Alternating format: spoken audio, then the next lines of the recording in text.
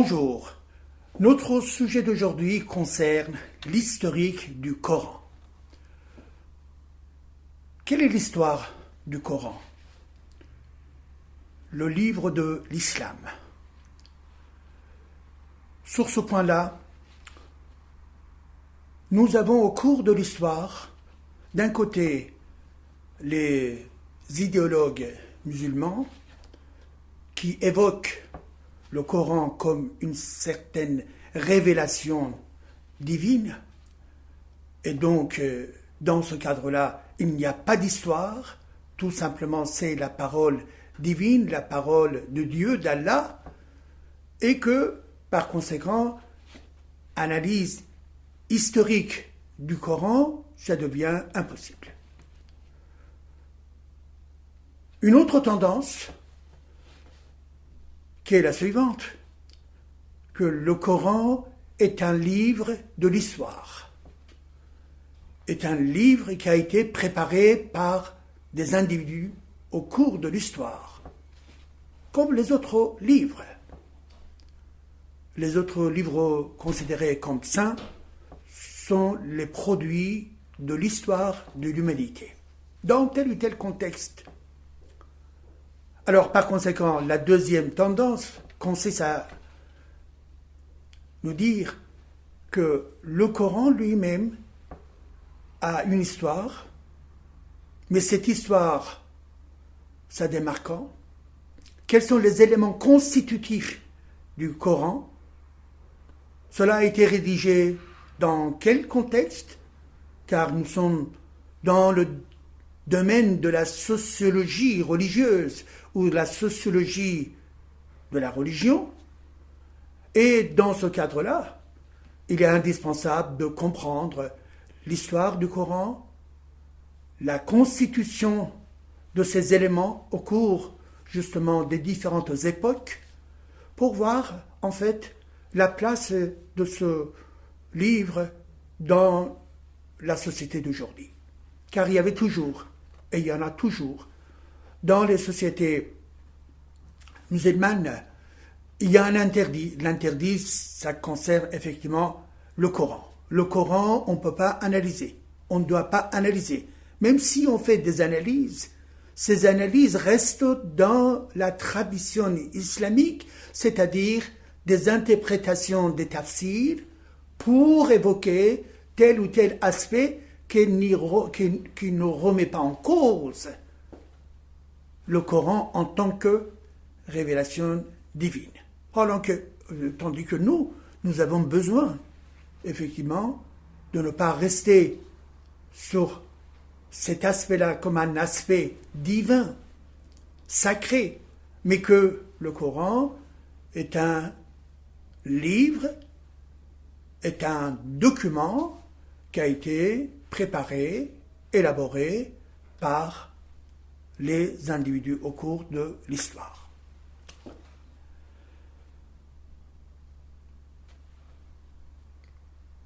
En 632, c'est la mort du prophète de l'islam. Dans ce contexte, selon tous les historiens, le Coran n'existe pas. Ce qui est évoqué comme une sorte de révélation, le texte n'existe pas.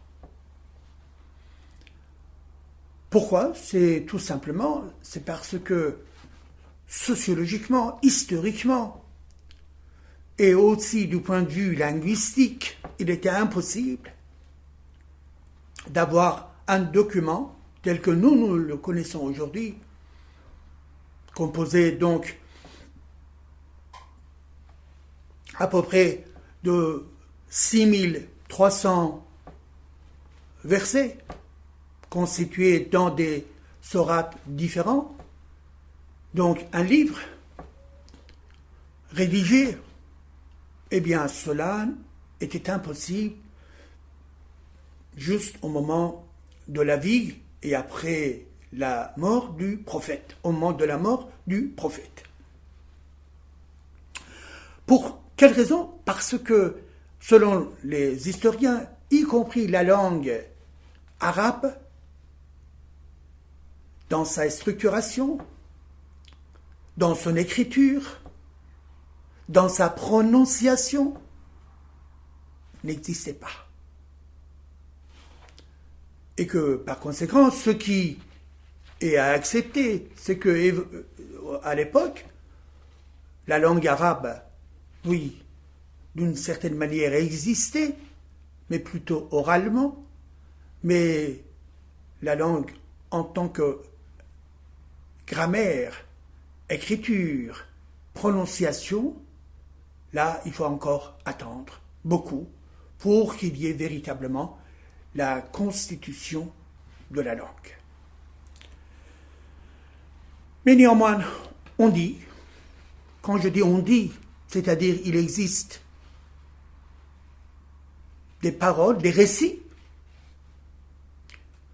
évoqués par d'autres en disant qu'effectivement, après la mort du prophète, il y avait effectivement les proches du prophète qui avaient des manuscrits, qui avaient des versions, qui avaient des mushaf, c'est-à-dire les premiers éléments ou les premières versions donc, du Coran. Par exemple, on parle de mushaf donc d'Aïcha ou d'Abou Bakr ou d'Ali. Mais pour ces éléments-là, on n'a pas de preuves. Seulement, on nous raconte. Et d'un point de vue scientifique, on ne peut pas prendre ces éléments-là comme des éléments de vérité, car nous avons besoin de la matérialité, et donc, par conséquent, on ne peut pas considérer comme des preuves. Ensuite, on évoque, à l'époque donc du troisième calife, Osman,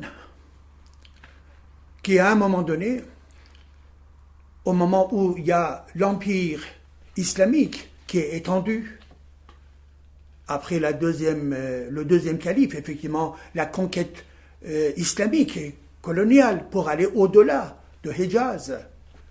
Donc, en fait, le pouvoir politique et religieux avait besoin d'une certaine charte pour guider ou pour gérer les affaires donc, de l'Empire selon une certaine idée. Donc on dit qu'effectivement, Osman a réuni un conseil et ce conseil avait pour tâche de regarder les différents éléments, les différentes versions, les différents mushaf du Coran, car il y avait un certain nombre, et de choisir. Donc, Osman, sur la base du travail de ce conseil, réunit tous les écrits, mais quand on parle des écrits sur la peau, des écrits sur le bois, sur la pierre, ou éventuellement des gens qui connaissaient quelques aspects par cœur. Donc, il les réunit et il décide de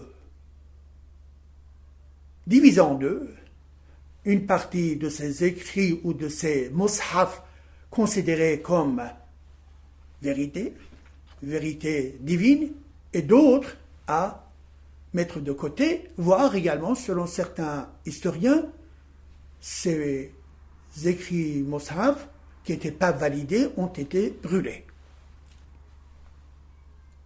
Mais encore aujourd'hui, par rapport à ce qu'on appelle effectivement mushaf donc de Osman, eh bien nous n'avons rien.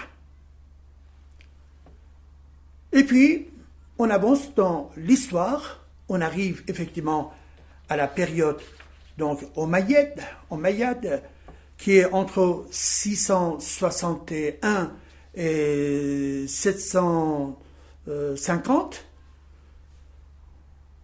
après Jésus-Christ. Et cette période s'ouvre avec le quatrième calife, qui est donc Ali, après son assassinat. C'est la dynastie Omeyyade qui commence à gouverner sur l'empire islamique.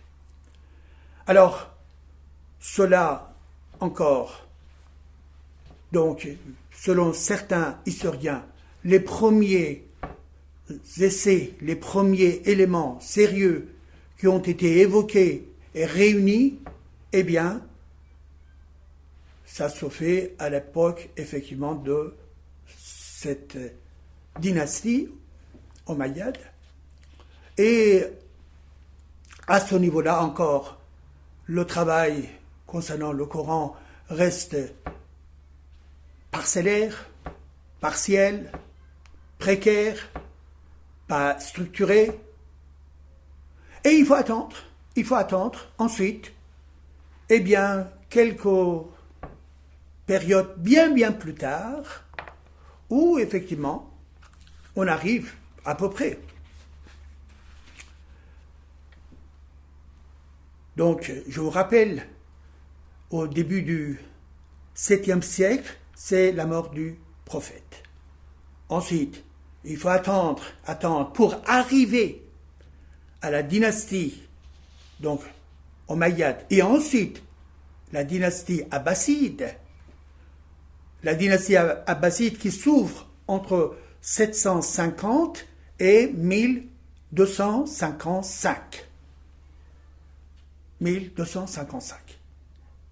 Eh bien, dans cette période-là, c'est-à-dire la période d'Abbasside, qui est un moment très très fort d'écriture, de rédaction, d'interprétation, mais également c'est le moment où on commence à traduire des textes, donc des textes grecs en arabe, etc., etc.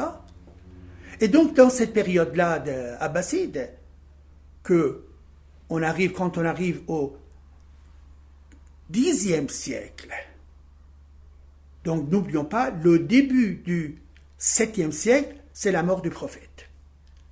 Donc quand on arrive au Xe siècle, c'est-à-dire 3 siècles plus tard, 3 siècles et demi plus tard, eh bien c'est là que, selon un certain nombre d'enquêtes et analyses faites par des spécialistes, qu'un grand, disons, documentaliste, un grand expert de l'époque, Ibn Mujahid, a pu réunir les différents éléments dispersés, rajoutés, modifiés, etc., pour enfin évoquer la version complète donc, du Coran. Donc, à quelle époque? Xe siècle. Je suis en train d'évoquer cet élément-là dans les travaux aussi donc de François Desrouches. François Desrouches, qui est effectivement un des grands spécialistes donc de l'islam et donc du Coran. Et c'est là que François Desrouches évoque que justement les travaux de prononciation, etc., dans la langue arabe commencent à partir de 675 et que le travail continue sur le plan grammatical, etc., modification, etc. Et enfin, donc, c'est Ibn Mujahid, donc début du Xe siècle, avant Jésus-Christ, qui est effectivement l'artisan principal, disons, de cette version plus ou moins définitive. Je dis plus ou moins définitive car encore, le travail sur le Coran continue à se faire. Et encore, il faut attendre des années, voire des siècles plus tard, pour voir, enfin, en 1923, en Égypte, où nous avons pour la première fois la version complète, telle que nous la voyons aujourd'hui, date de 1923. 1923. Alors par conséquent, l'historique du Coran ça s'étale sur une longue période. Et cela est évoqué, c'est parce qu'il y a des travaux, c'est parce qu'il y avait des manuscrits. On a constaté qu'effectivement, par exemple, à l'époque, donc Omeyyade, il y avait des fragments. Il y avait des feuillets, il y avait donc des feuilles qu'on peut qualifier comme les mushaf. Mais est-ce que ces mushaf ont été travaillés, rassemblés différemment? Et quand on arrive effectivement dans les années 70, 1970, dans les années 70, avec la version qui a été trouvée à Sanaa, la capitale du pays Yémen, eh bien, nous constatons que les travaux scientifiques faits par les Allemands, les scientifiques allemands, ont révélé que ce qui a été trouvé dans le contexte de Sanaa, eh bien, il existe à peu près des différentes versions appartenant à peu près 1 millier de Corans différents. C'est-à-dire, il ne s'agit pas d'un Coran complet, des différentes versions, des différents types d'écriture, et que par conséquent, ça met en évidence la diversité de ses origines, la diversité d'écritures qui existaient, et que cette découverte fantastique nous permet de dire qu'effectivement, une nouvelle fois, nous constatons que ce qui est considéré comme une révélation divine, c'est le produit de l'histoire. Ça a été évoqué, changé, modifié, fait par telle ou telle personne, par tel ou tel rédacteur, et que donc nous avons un livre qui va évoluer dans le temps, et cette évolution, eh bien, arrive jusqu'à 1923, et que par conséquent, il ne s'agit pas d'un texte unique dès le départ à l'époque donc du prophète. Et encore aujourd'hui, on peut dire qu'effectivement, est-ce que sur ce point-là, aujourd'hui, les musulmans sont d'accord ou pas? On sait qu'effectivement, les chiites, au fond, ne sont pas d'accord, car ils pensent que la version d'Ali, c'était la version la plus complète. Mais pour cette version, les chiites n'ont aucune preuve. Mais néanmoins, le débat continue à exister. Alors par conséquent, dans ce domaine-là, ce que j'ai évoqué rapidement, les grands moments dans la constitution donc du Coran, c'est un travail qui a été démarré par donc des scientifiques, des islamologues scientifiques, car il faut préciser, dans le monde musulman, il y a beaucoup d'islamologues, mais véritablement, ils ne sont pas considérés véritablement comme des analystes scientifiques, car ils sont dans l'apologie ou dans la répétition du Coran, et donc effectivement, pour eux, c'est toujours l'aspect sacré qui domine. Même s'il y a des interprétations différentes, n'est-ce pas, par rapport à tel ou tel verset, par rapport au contexte, mais néanmoins, ces interprétations ne sortent jamais de la logique sacrée de ce livre-là. Donc, ce qui est important, les travaux qui ont été largement, si vous voulez, démarrés par donc des grands experts dans ces domaines-là, des experts que le monde scientifique et le monde qui travaille sur le Coran savent très bien, les connaissent très bien. Alors, donc, tout simplement, quelques personnes qui sont parmi tous ces savants qui ont travaillé, eh bien, exemple, vous avez donc des savants allemands, anglais, etc., etc. Et parmi ces savants, nous avons Noltke, le savant allemand. Nous avons Régis Blachère. Nous avons le Coran de François Desrouches. Nous avons également d'autres livres de François Desrouches, le Coran, une histoire plurielle.